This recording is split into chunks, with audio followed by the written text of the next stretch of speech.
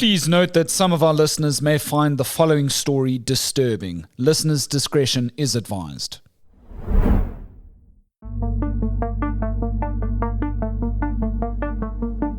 According to this friend, he finds Amber on the TV room floor. She's got cuts on her wrist, and she tells him, "I've drowned Nada-Jane in the bathtub," when he asks, "Where is this child?" Sure. And he runs up, he finds heartbreaking stuff.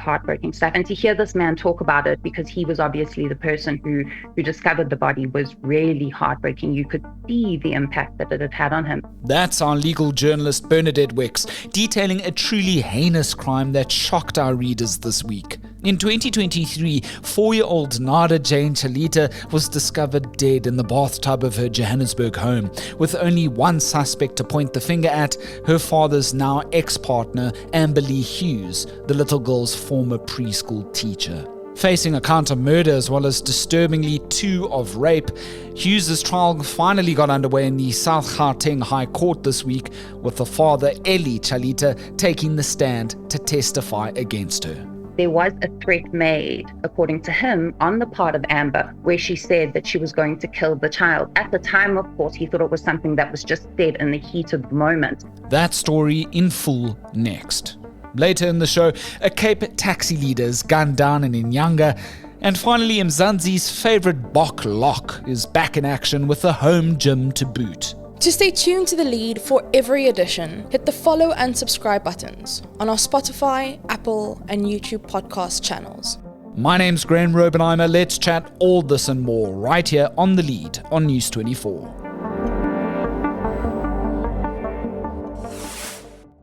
Court testimony and chilling text messages reveal how ex-girlfriend and former preschool teacher Elie Hughes threatened to kill little Nada-Jane Challita in the months before this 2023 tragedy. Now, it's understood that Hughes and the little girl's father, Elie Challita, had been arguing intensely over claims of infidelity on his part. Until one day, Challita received a text so chilling, he recounted to the courts this week, that he asked a friend to rush to his Glen Vista home to investigate. Now, legal journalist Bernadette Wicks is covering this case for us now and joins me live from Johannesburg. Bernadette, thanks so much for your time and welcome to The Lead. It's good to be with you. It's good to be on The Lead. Fantastic. This is an absolutely harrowing tale. It makes for very difficult reading. The father, Elie, took the stand on Monday this week. We heard firsthand what had happened that fateful day in January 2023. Bernadette, detail us how Elie did. He was in Polokwane at the time in 2023 looking at homes. He left his little girl, Nada-Jane, with this woman, the accused, Amber, and then he gets this text from her. Detail to us what happened next there. Yeah, so Graham, I do think it's worth going back a couple of hours just to the beginning of that day. Sure. That morning he'd left home really early in the morning, before 5. He said Amber and his daughter were still asleep in bed, and he heard from her at around 8 in the morning asking, "Why didn't you kiss me goodbye?" And it sort of seems to have triggered this whole day argument that they ended up becoming involved in over text, over phone calls.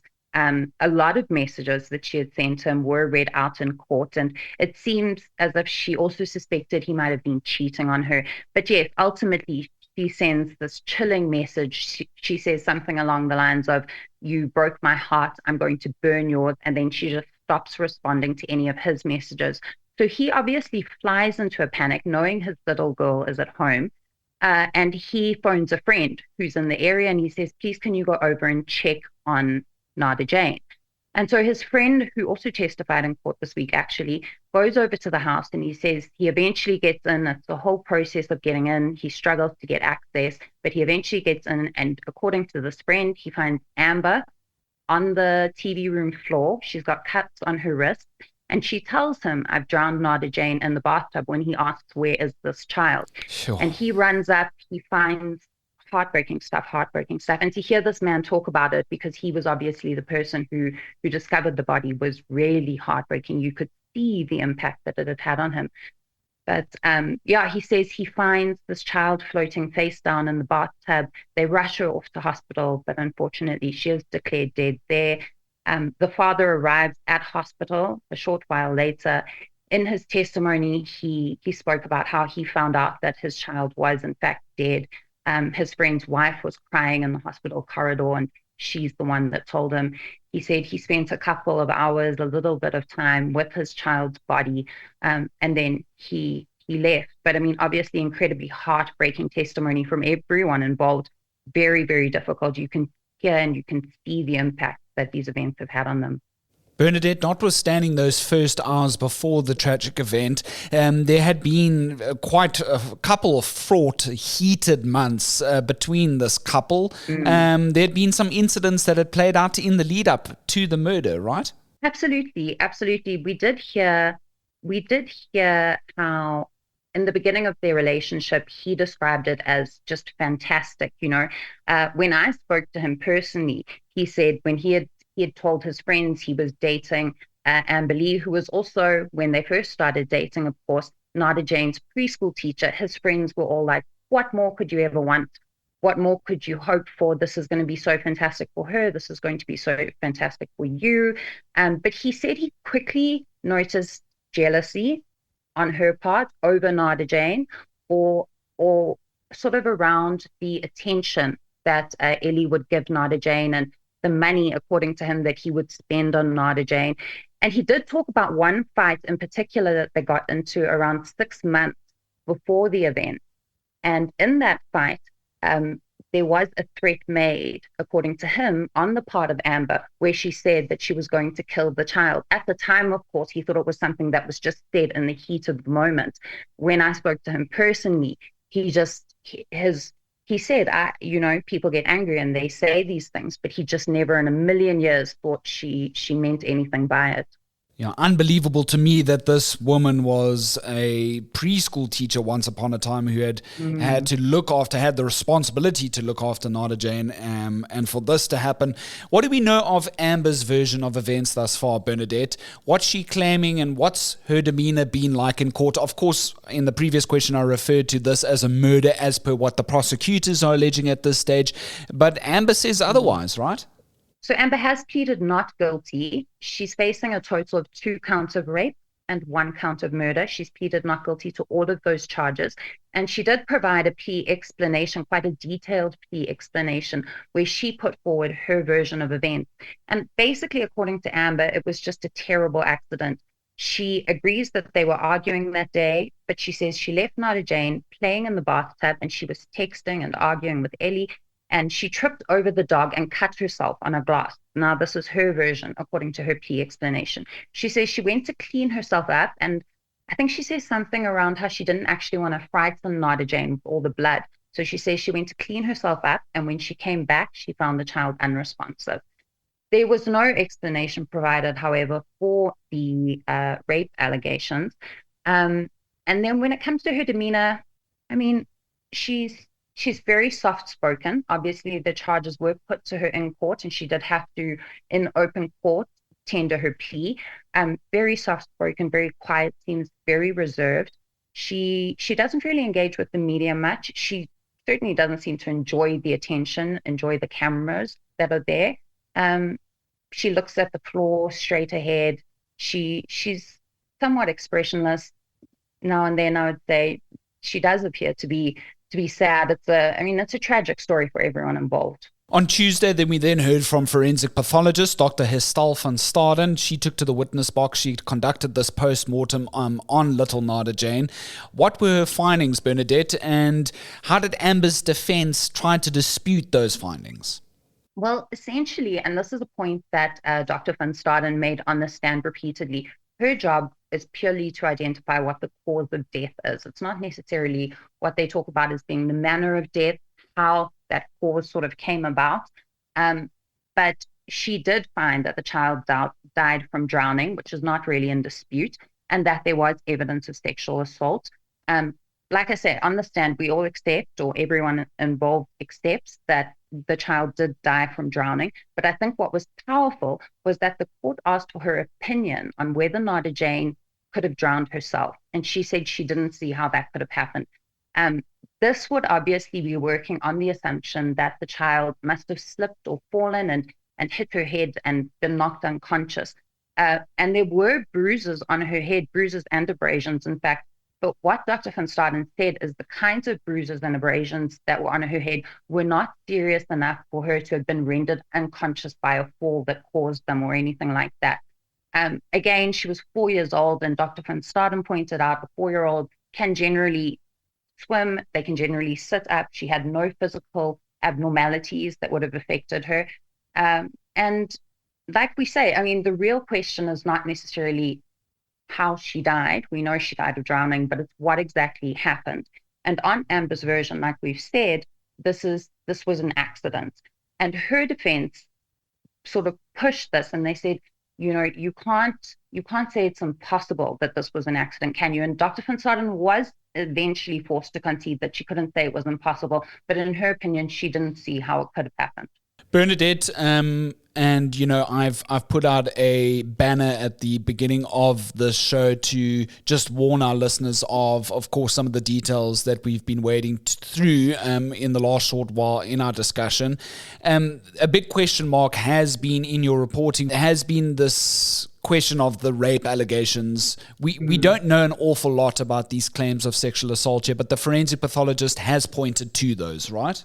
She has, yes. So there were some quite graphic details that she shared on the stand. And of course, we don't want to go too deep into those graphic details. Agreed. But basically, the medical evidence showed that there had been various injuries that this little girl suffered shortly before her death.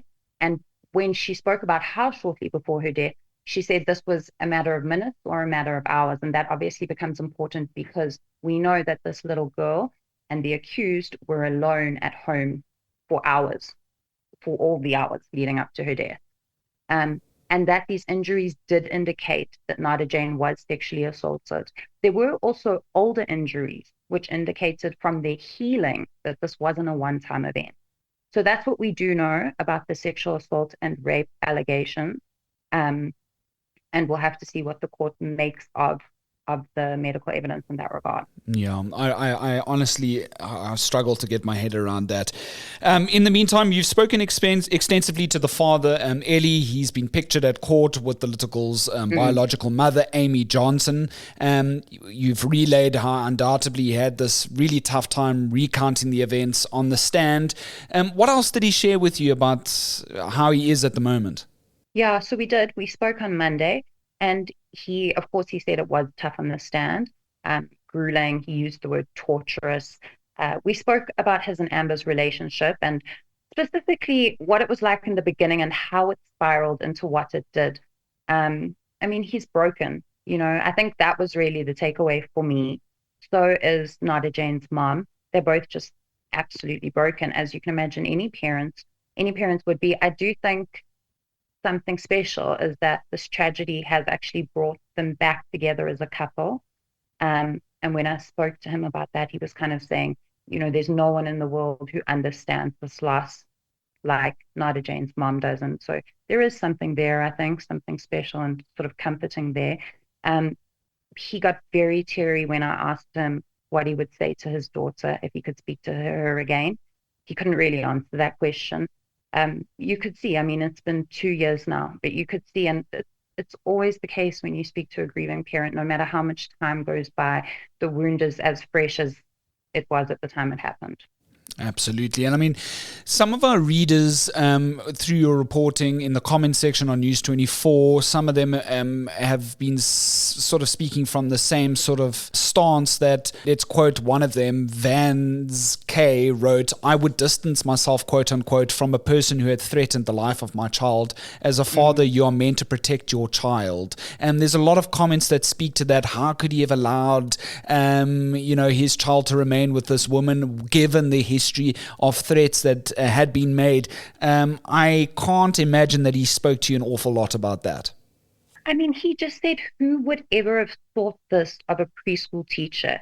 He said, I thought that like everyone else, she said things when she got angry. I thought they were terrible things, but never in a million years did I think she meant any of it. And I think this is just a case of, things got heated, but as he says, of everyone in the world, a teacher is someone you would trust your child so intrinsically with, you know. And you can imagine in romantic relationships that things do get heated. I can't ever imagine saying anything like that myself, but people's relationships are also their own, you know. What type of little girl was she? I mean, through some of your articles and speaking to the father, he's recounted how Nada-Jane loved animals and they had been fishing together. It's lovely stories that he was sharing. Yeah, absolutely. He spoke a lot about her love of animals and nature, and I also got the opportunity to watch a couple of videos of her, and there was a video of her chasing a little butterfly in the garden. It was incredibly sweet. She was just giggling. It was this warm, sunny day. It was beautiful. He described his daughter as a carbon copy of him, just as a girl. He said he spoke about how she would, like you say, how they enjoyed fishing together, but how even at 4 years old, she was reeling in her own fish. She would watch him and she would throw out the line and she would just copy what he did and she would pull in her own fish. And you could see he was just so proud. It was really beautiful to see him speak about those memories. He spoke about how on her birthday, they would trap finches, the little birds, and then she would release them one by one, really gently, just cradling them in her hands and then letting them go. That was really a very central theme. She apparently loved to swim. She loved being outside in the garden. She seemed like just a really happy, bubbly, smart little girl. And yeah, his eyes just lit up when he spoke about her. Okay, so we were expecting Amber to take the stand today to elaborate on her, alleged version of events to the court, but that didn't happen. Do we know why? We were expecting her to take the stand today. The state's closed its case, and we do know that she is expected to testify in her own defense. What we understand happened today is that she has an abscess that requires treatment. And so she did ask for a postponement of 2 weeks. That wasn't ultimately granted. The judge settled on 1 week and said if a further postponement is required after 1 week, then he'll consider it sort of at that stage. But he does seem to want to get this trial wrapped up. It has moved pretty quickly so far, and I think he's hoping to finish it before we go into the next recess, of course. Bernadette, more often than not, many of the best legal journalists in South Africa are indeed women covering these absolutely heinous cases, hearing the most terrible of details. I consistently take my hat off to yourself, Karen Morn, many other fantastic journalists in this country. You have to hear all of these details. How do you do it? I mean, of course, it's tough for anyone, but the job, isn't it? We tell these stories ultimately because we hope that the more we know about what's happening in our country, the more we can do to change it. And this is a really tragic story, but it's also not a unique one. We focus on child murders and murder in general and crime and violence because these problems they're widespread and they affect everyone in South Africa. And they're so massive in our everyday lives. And we need to speak about them so that we can find solutions. So I think that's what I try and keep at the front of my mind is the reason that we are telling these stories. And obviously the fact that they're at the core of a story like this is a little girl whose life and death cannot be in absolute vain, I suppose. And that's our legal journalist with News 24, Bernadette Wicks. Thank you so much for your time. I really appreciate you recounting the story with us here on The Lead. I'm sure you'll be back in court in about a week's time to detail as Amber herself takes the stand, right? Absolutely, Graham. It was great to be with you. Thanks so much. Horrible subject matter, but important. To our trending topic now, International Taxi Council Santaco is pleading for calm in Cape Town following the murder of yet another high-profile taxi boss. Cape Amalgamated Taxi Association leader Mongi Titi was gunned down at the Nyanga taxi rank earlier this week. Police say the 45-year-old man was sitting in his white Toyota Fortuner when he was ambushed by gunmen.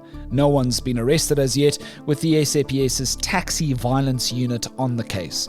Titi was reportedly preparing for retirement. He was respected and considered the heart of Carter. Santako says TT was committed to professionalising the taxi sector. Yet earlier this year, 10 minibus taxis were torched at the very same Nyanga taxi rank. And a few weeks back, Carter's deputy treasurer was killed similarly in Philippi. Well, there's definitely more to the story to come. That coverage thanks to journalist Velani Ludidi.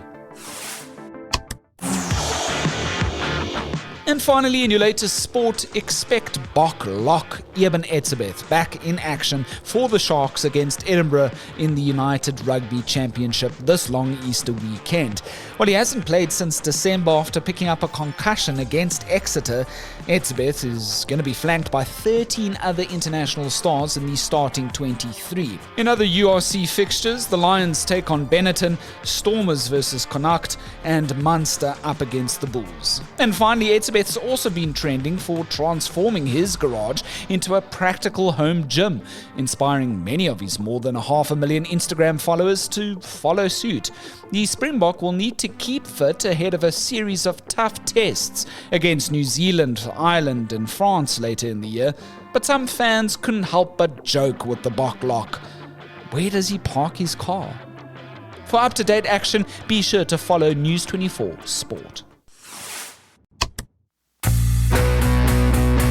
Are you burnt out from the week that was, but need to stay in the news loop? Every Saturday morning at 6, we release The Weekender, a quirky, in-depth look at South Africa and its people.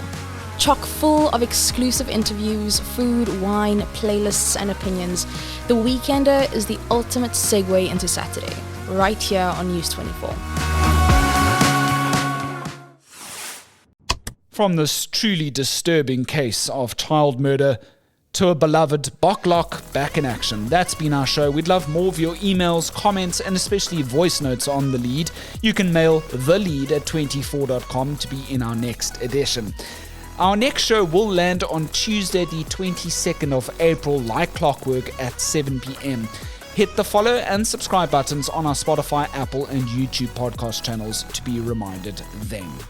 As I always say, my name's Graham Robenheimer. So long as there's news, we'll have The Lead.